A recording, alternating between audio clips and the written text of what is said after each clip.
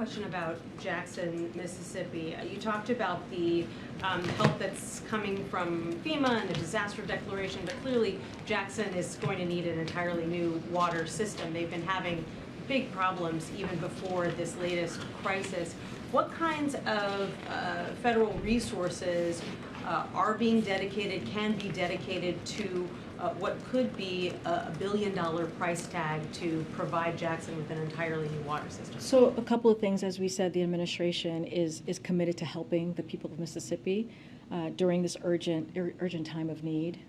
And so we're going to prioritize that and making the long-term infrastructure investment needed to ensure all Americans just across have access across the country, but clearly in the state have access to clean water. So that is something that we're committed, that long-term need.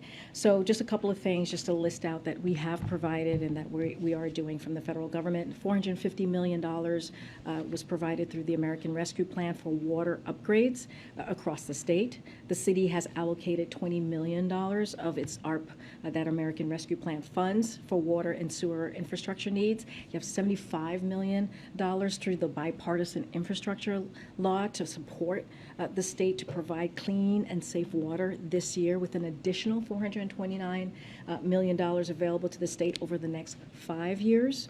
There is $30.9 million through the EPA's revolving loan funds for treatment and distribution system improvements for Jackson, Mississippi specifically.